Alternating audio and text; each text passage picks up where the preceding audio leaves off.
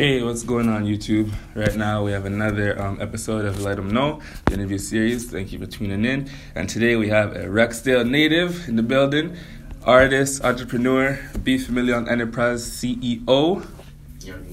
You know, and right now we see on the table, we see the papers, we see he's a businessman right here, a man with the plan, a man promoting, and we're going to get into all that. But, you know, we're going to talk about your upcoming projects, music, being a father, and just overall just being an entrepreneur and hustling. So thank you for coming through. How are you feeling right now? I'm feeling great.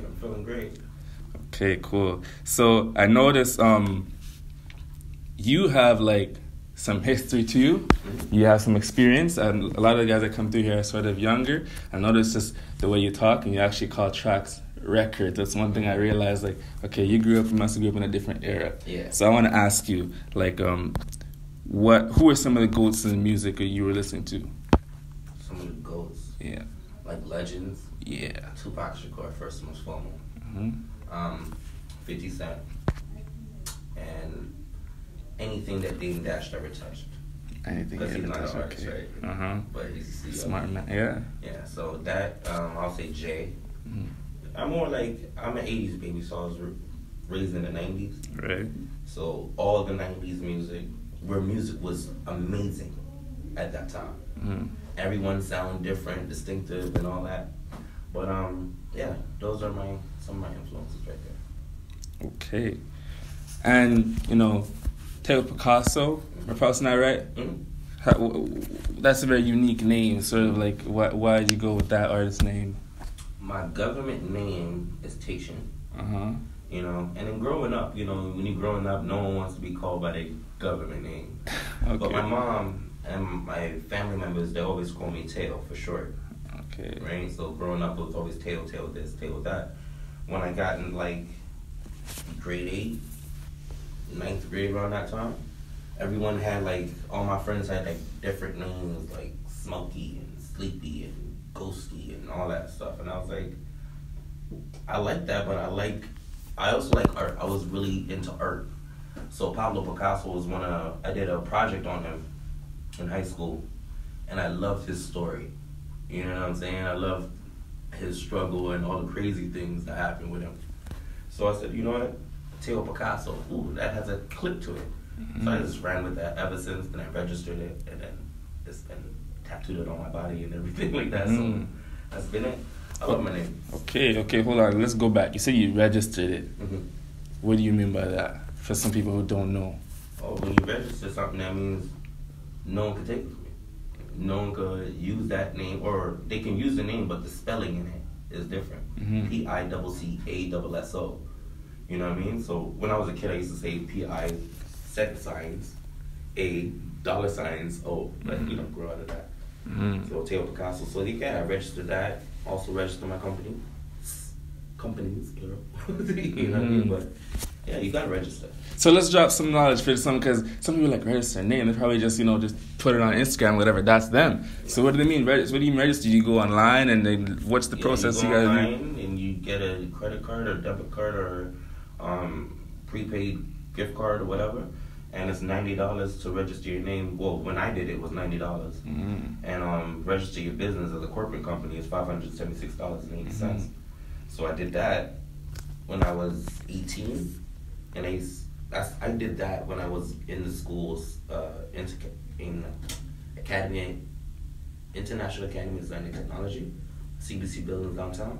Mm-hmm. And a couple other artists and people that are known in the city used to go to the same school. And I was a young boy in that school, and then the first term they teach you how to register your company when you go there for business, right? So I took that and I started taking it in, because I'm a student of the game, and I observe everything when it comes to the industry. So I think registering your name and copywriting your stuff is key. You don't get paid if that doesn't happen, you know what I mean? That's huge. And the reason why I asked you more to dig into that is because a lot of people, to you, it might be okay, that's number one, that's obvious. But a lot of people probably don't. You know, they put it on Instagram, they put the email, whatever, and that's it. They probably haven't even thought about that. So that's amazing. That's knowledge. Just to show you something, there was an artist, I'm not gonna say his name, like 12 years ago, 15 years ago. Me and him were battling. And he was just a weird dude. So he had his name and he was doing music too. He had a lot of videos out, and I just registered his name. He couldn't use that name again. I registered his company and his name. And he couldn't use it again. So that's to show you, like, you know, you have to register your stuff. Yeah. If you're a boss, register your stuff. Mm-hmm. So how does that work? What if he said, you know what, I'll buy it back from you? Would you go that route? Yeah, triple the money. Okay. Smart businessman. Okay. What do you think of the current state of the music scene here? Because, you know, you've been doing music, you got some older mixtapes on that paper and everything like that. Yeah. So you've sort of seen trends of people come and go. So what's your opinion on the scene right now? It's good or bad. It's good and bad. The good part about it is that the city's finally on the map. People are really looking at Toronto artists, Canadian artists. But they were looking at them before, like Million Fiona, Deborah Cox, Cardinal Official, Socrates. They were looking at Maestro Fresh West. They were looking at all of those people before. But now we have like Drizzy, Baka, Party Next Door. We have like the whole OVO, whole EXO. We have Houdini and Pressa and all these other guys that's doing their thing. And now we're established. We have the Raptors going crazy. Like a lot of Toronto is getting that light that we deserve. So things never stay the same. They always change. You know what I mean? So if we grew now. We're out there. So I love the state of hip hop. The only part I don't like about it is when you're hearing a song, you don't know who's who, because everybody sounds the same. Everyone's auto tuning. Everyone's talking about the same thing. Everyone's using the same vocabulary. Like, I come from an era where I hate when I say that because I sound old. I come from an era where if you're an artist, if you're a fashion designer, if you were a basketball player, you stood out. You were distinctive. Right. Allen Iverson had braids to his shirt and wore a lot of jewelry. You can't mistake Allen Iverson with Kobe Bryant, R.I.P. Right? But then again, when you have a whatever rapper, sounds like the same rapper that's gonna come out next week, and they talk about the same thing. Their videos is about the same thing. They dress the same. Yeah. They act the same. I don't know who's who no more. So I just pick out my favorites that sound different, and I just listen to those guys. Mm-hmm. Yeah. This sort of ties into my next question. Maybe the answer to it, but I would say, what are some things that you feel you to go back the way it was? Would you say just the originality? Originality and the artistry, concepts, being originality. That should stand out. Like my name Tao, it stands for talented and original. Talent is the beginning. It doesn't make the money. The talent does not make the money. The business makes the money. So I'm original. So I always try to stay different from everybody else. My voice always stay different from everybody else. I would never touch an auto-tune. Well, I could do a collab with someone that did auto-tune, but don't put no auto-tune on my voice. You know what I mean? I don't talk how everybody else talks. I don't use the same words as everybody else uses. You just gotta stand out. I don't dress like everybody else. I'm not really a fan of designer. My kids are, so my lady and all that is. So I rather treat them, but me, nah, I'm cool. I'm cool with that. So have you ever tried auto-tune or? Yeah, I tried it a couple times. I have remember the Love Lockdown record by Kanye? Mm-hmm. Blur Part 1. Blur Part 1, I was 21.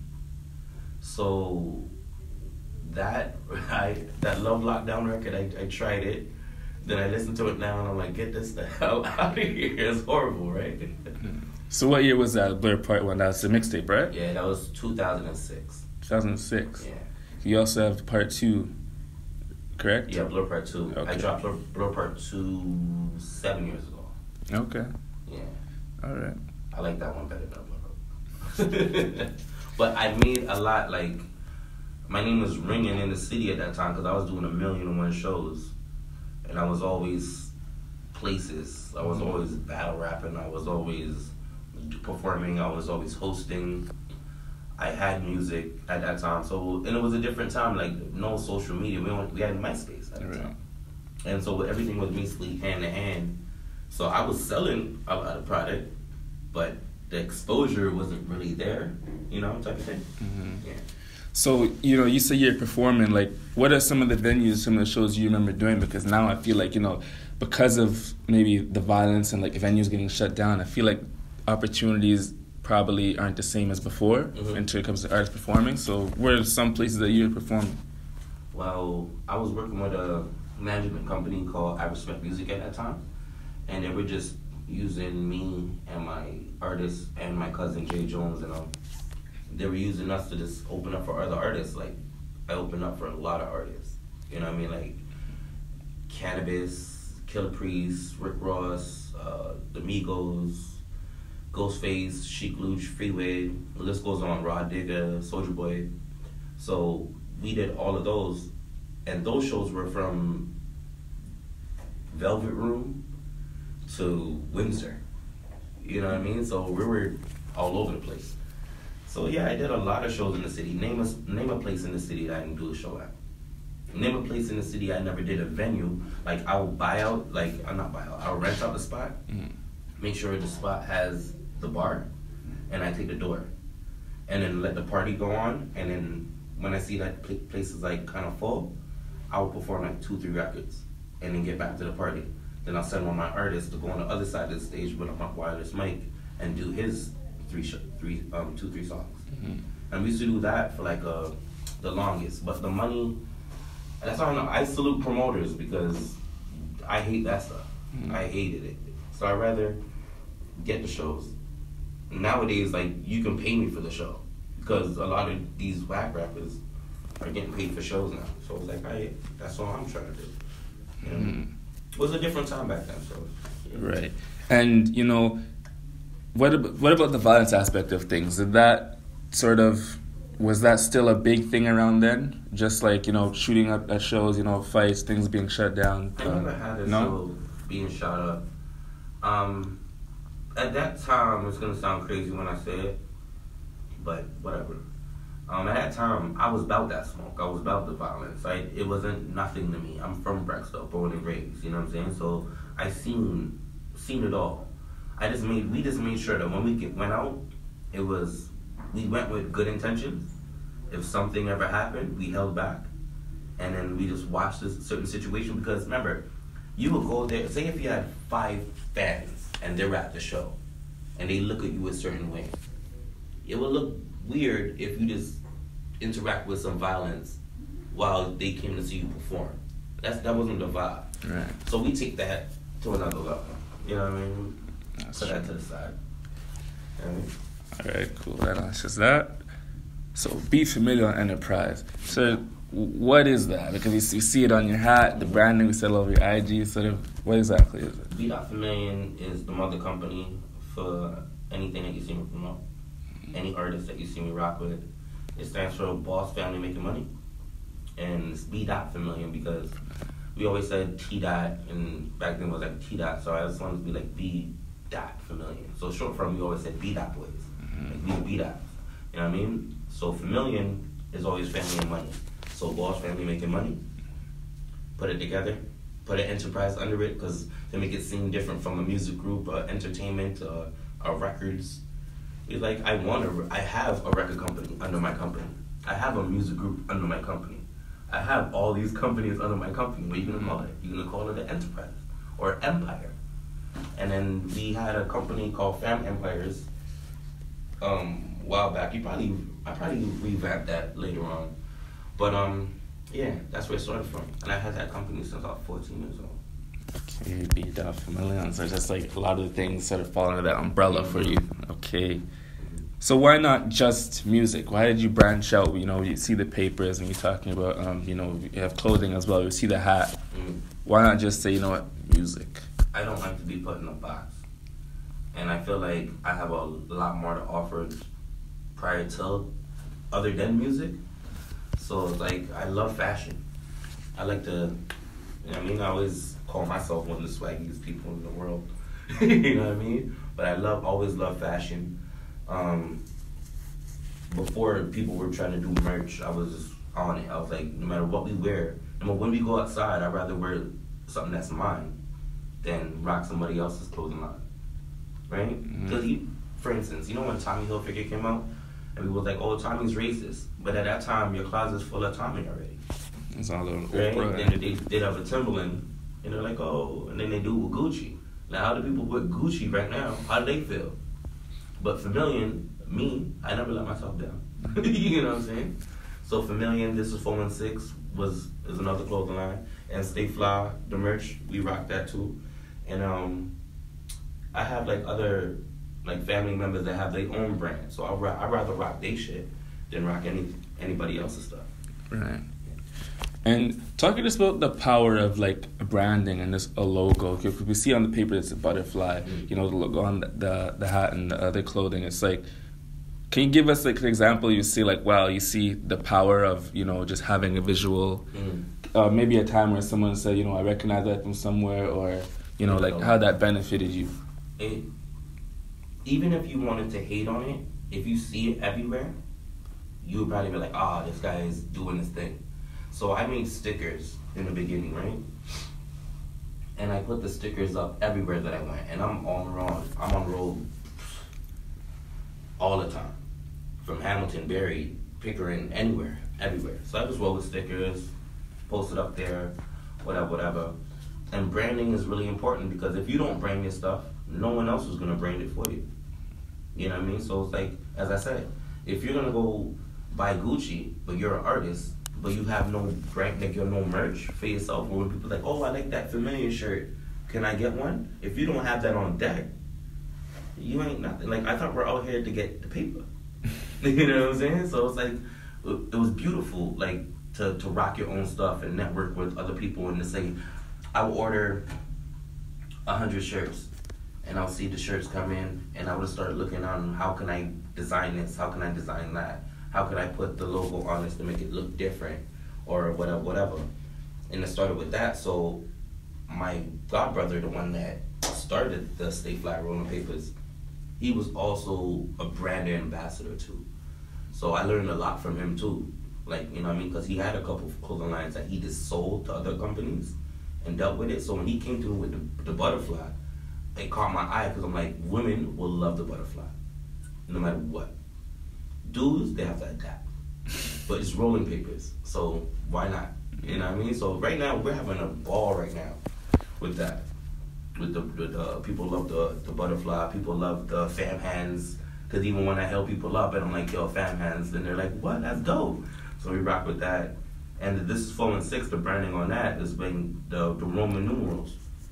And when you see the Roman numerals before, and then the one inside the maple leaf, that, to me, that looks like you can see that on the building. You can see that on a chain. You can see that.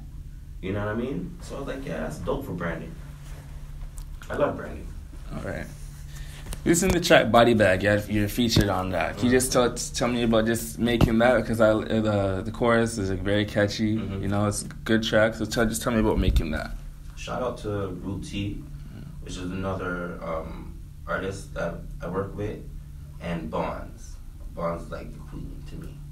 You know what I mean? And they made the record first, and then Root T hit me up and she goes, I need you on this record.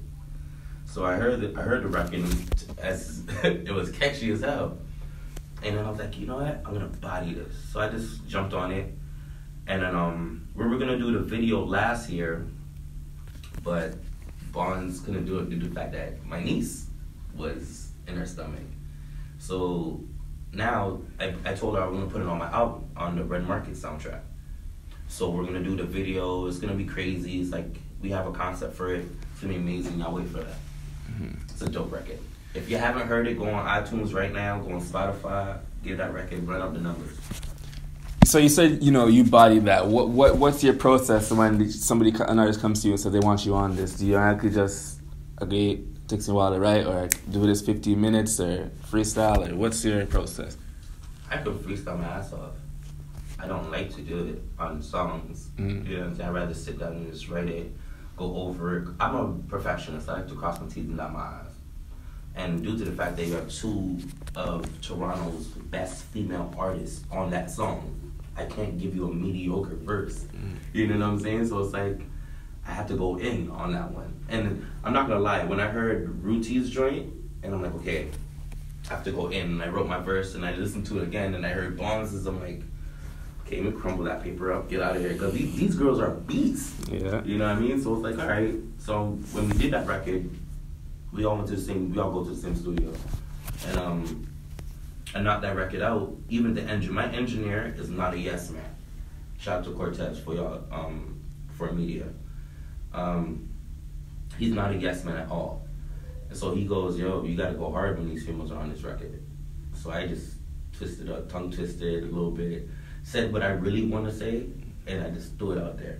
But at the same time, the record Bodt Bag is basically saying that we bodying these rappers, we're bodying the music industry, we're putting all these rappers in a body bag. It's time to zip them up, get them out of here. Yeah. I asked it because, there's a interview with like Lil Baby, and he's like, oh, sometimes I don't write, I just go and spit whatever, sometimes 50 minutes come up with this and it's a hit. So I just wanted to, I like to see different artists' process to come up, how they come up with what they... I didn't even write songs on my phone. I still pen and pad it. You know what I mean? I still pen and pad it. The most I would do is, if I had an old verse in my head, and I see that this new beat will match my old verse, I will mess around with it. But even then, I have to revamp it a little bit, right? So that's the only time I won't use no pen and paper. But yeah, pen and paper works for me. And every artist has their way of creating. That's mine. Right. All right. So Barnes is your sister? Yes, little sister. Little sister, okay. You collabed, that We the Gang as well. Yes. And so what was that like growing up just with that, that talent? Did you both did you sort of help her and like see, okay, let's go to the studio? Or like, what was that like growing up? Were you just... My sister, like Sadie and Barnes, because Sadie is also a singer too. She has records, and I've been telling them like, yo, we gotta shoot these joints up. But summertime, I probably released one of her songs. I used to make them come to the studio with me. I used to put them in my videos earlier. I used to just bring them around because growing up, we all wanted to be superstars. We all wanted to be known for our gifts, right? So I used to take them out everywhere. And Barnes developed, like, I never wrote a record for Barnes. No one has ever wrote a record for Barnes. Barnes could rap her ass off. And I'm saying, you know what I mean? She's a beat. For instance, she was pregnant, like 8 months pregnant, and she's in the studio doing like 3 songs back to back. And I'm like, who does this? You know what I'm saying? Nobody's doing this. She hasn't got naked once, hasn't twerked once. You know what I mean? You have no bikini pics of her. It's wild, you know what I'm saying? So it's like, and then she's a boss too. She has the hair by Barnes. She has her own line called Sassy, where my daughter's on that too, on that label. Hustle runs in the family. Yeah, so I always try to keep everyone rolling, you know what I'm saying? Sadie, she's always been a talented artist. I think she's one of the best choreographers I've ever seen in my life. But she also has her own company, Love by TJ, where she does, she's like a wedding planner, birthday planner. She sets up a lot of the stuff for, you know what I mean? Makes everything look good. If you want to see what she does, go on YouTube and type in Sweet 16 and Tasia's Sweet 16, and you'll see my whole daughter. She did the whole thing. It looks amazing.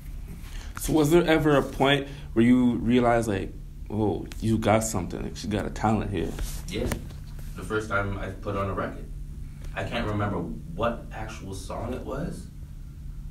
I can't remember the actual song, but watching her go in, you know what I'm saying, was like, oh my God, because she did things I can't do. Barnes could write and then memorize it in her head and then go to the studio with no pen and paper. I'll write it, certain bars would be memorized, but I have to glimpse for my next sentence. You know what I mean? So her artistry, is like, I think she far past me in a certain way, you know what I mean? Yeah, she's dope. I think she's the queen of the city. If any other female artist has a problem with saying when I said that, that's their problem. Hey man, there's nothing. Everybody say this person's the best female, this person's the best, but everyone's entitled to their own opinion. Yeah. Yeah. So if you feel like this artist is the best, that's cool. My opinion is Barnes is the queen. Straight. Yeah. All right. Rolling papers. Stay fly rolling papers. Yes. Premium rolling papers. We're the best rolling papers in the city. No one's messing with us. It's organic. It's organic hemp. It's Canadian made, Canadian owned, black owned. It's the greatest thing ever, man. I think this is one of the best products I ever had to work with, other than my own or Bonds' album or my project or Lynx's project. But this is some good stuff, because not everybody likes hip hop, and we live in Canada where marijuana is legal.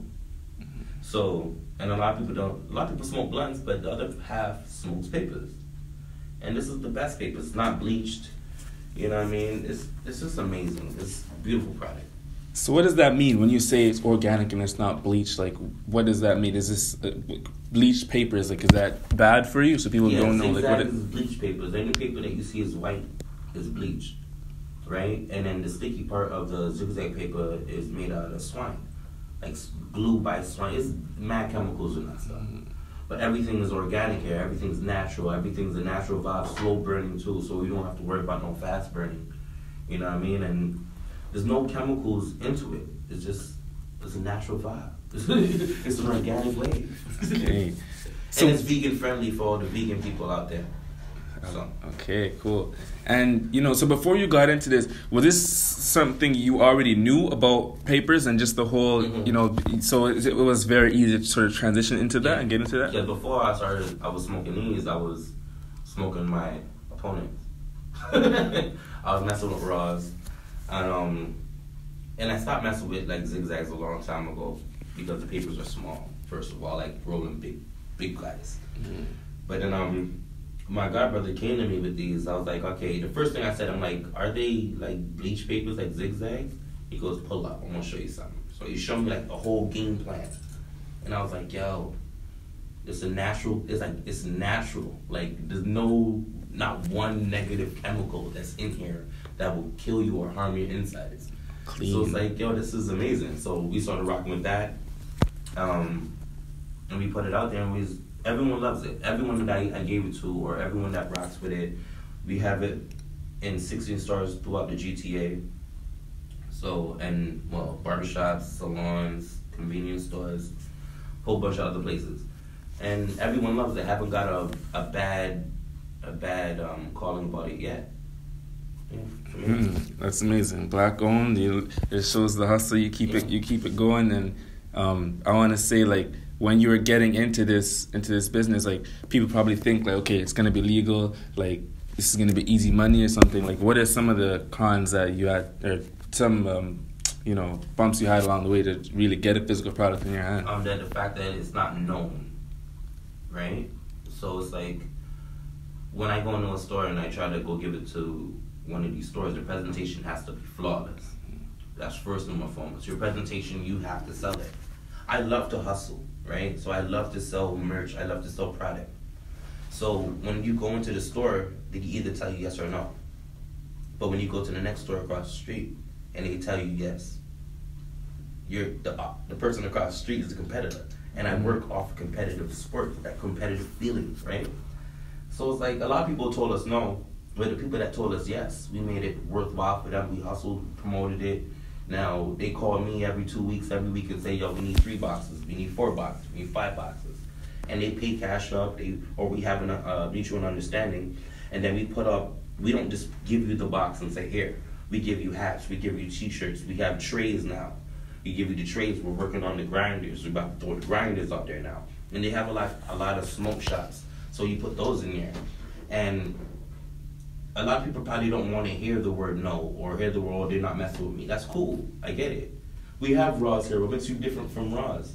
We're better. You know what I'm saying? So the hustle on it is the complicated part. But other than that, I love it. I love to hustle these papers.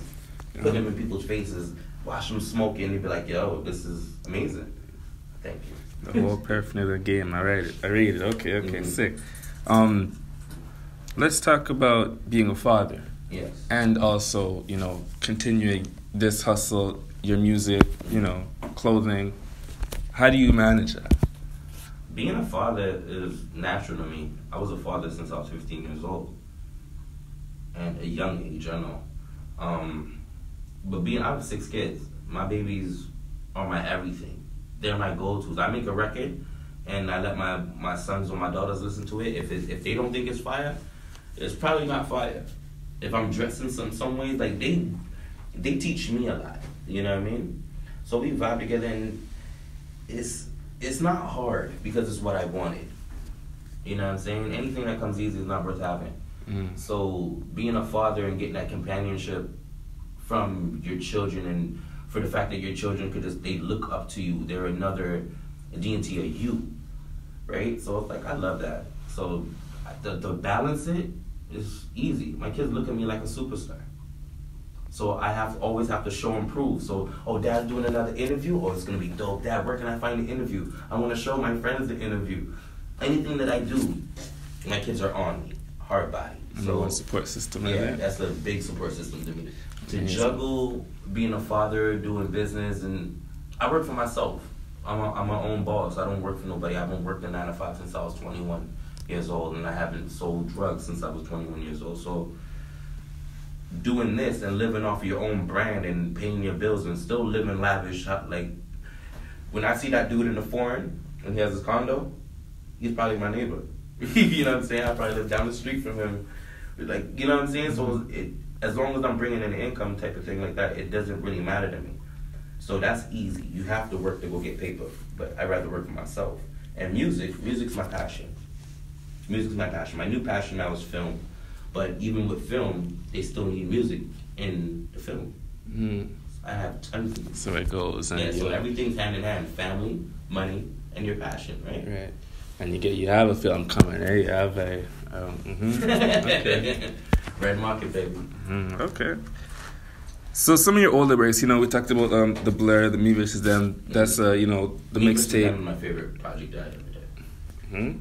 How have you changed? Because it's been a couple of years, more than a couple. Yeah, it's been 4 years. Since I dropped the project. Yeah, it's been like 6 years. How's my music changed? Or not say music, you can just say you as an artist, like things you've learned or you adapted to. I know more. Things that I thought I knew when I was doing those projects, I actually know now. So that's why when I was doing the Red Market, I was crossing my T's and dotting my I's and not really rushing in to just throw a product, right? So you have to make sure that it's a day and age where I can't make a CD and go sell it hand to hand. People be like, what is this? You know what I mean? So now you have to go on social media, which I hate promoting on social media. It is one of my pet peeves. I like making a craft, I like making good product, but to put it out to people's faces, people are like, if Drizzy didn't touch it first, I don't want to listen to it. If it's not bumping in my hood, I don't want to listen to it. So it's like, that's the harder part. But that's why I said I want to do more film now. Because if you do film and you give them people some visuals to see, and you put the music in the background, and then you sell the film with the product, with the music, and then you have merch in between it, they look at you like an official artist. And I did it myself. I pay up my own bag for everything that I do. So it's like, they see it and they're like, okay, now this is gonna be, it feels like I'm doing it all over again. Where it's like, this is my first time back out again. So it's like, I wanna make my first impression be my best impression. So, yeah. Okay. In some of your other interviews, I heard you saying you have an album coming, the Red Market, maybe potentially another mixtape. You also do some freestyles on the ground. So what can people be looking forward to, sooner than later? To be honest with you, I was gonna drop it on March break, the Red Market. And then every time I feel like dropping it, something tells me it's not yet. So it's like, okay, people say that I'm holding myself back. I'm not.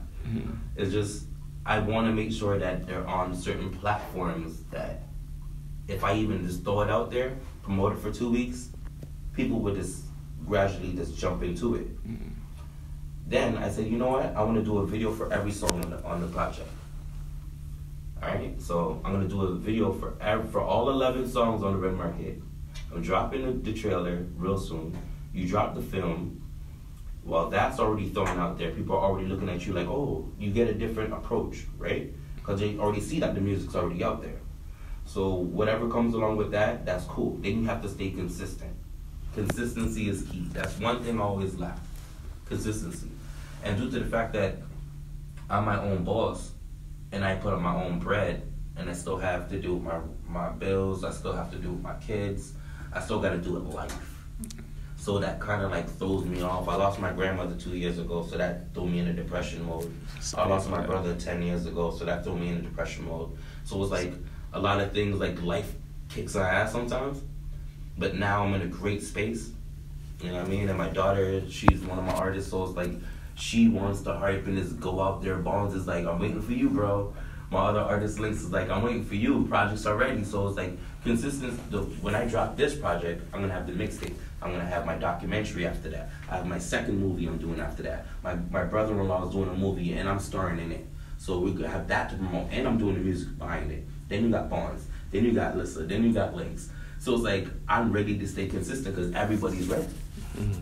It's not no falling off. It's not no this and that. I have ammunition for days, people. Sweet. So I'm ready now. So you're working, and it's just one thing. It's like that's all right when you make sure things are lined up, because you only have one time to really put it up there and make an impact. You can re-release it, but of course it's not the same, because the first interpretation on whatever you put out there, you only get one, right? So, with the old mixtape that I did, I started I always listen to my own music, and there's certain songs that touch me that still mean something to me, right? So before I throw up my album, my album's already ready. Before I even put on my album, I'm gonna go back in the archives and take certain records from my mixtapes and put like a best of Tao Piccasso or whatever, probably not name it that, and just throw up videos for those ones, just to help me keep consistent while I'm dusting off the album, polishing it up, and make sure it's ready. All right. Okay, so anything else you want to tell the people? Go get Stay Fly Premium Rolling Papers. Go to add us on createdbysf.com. Oh, sorry, I'm so stupid.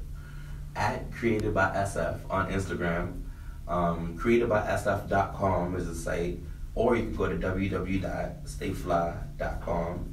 You can also get us there. Or just hit me up at Tao Piccasso on Instagram. And yeah, you can see everything. Anything that I do, I just drop on there. See, that's how easy it is now. You get a project, you just drop it on there. Whoever sees it, sees it. Mm-hmm. Then you got to promote it to everyone's eyes. So yeah, cop that. Red Market will be dropping sooner before y'all even know it. I'm just going to throw it in the trailer and y'all going to be like, ooh. I'm going to ask you for some help to put it on your page too. You know what I mean? Or just give me some love when it comes to that. Mm-hmm. I got 8 more videos I'm dropping for the Red Market. So yeah, y'all will know. I'm going to start bugging everybody. Stocking it up. He's coming soon. He's about to feed you guys. Whoever keeps asking and seeing where it is, it's coming. I just did a video last weekend with my director. So we're gonna drop that, and then I have another video coming out in 2 weeks. I have another video that I'm starting in 2 weeks, so I'm gonna drop that. And then Bonds has another video she's dropping. Then Links has something that he wants to do. So consistency, we're about to annoy the hell out of people with great music. All right, we'll wait for that. Tao Piccasso, thank you for coming through. Artist, entrepreneur, hustler, CEO. You let a lot of people know, just business-wise things to do. You have your clothing, and it's just you're branching up, and we just wish you the win, man. You're going hard. Thank you. Yeah, I appreciate that. It means a lot. Yes, thank you.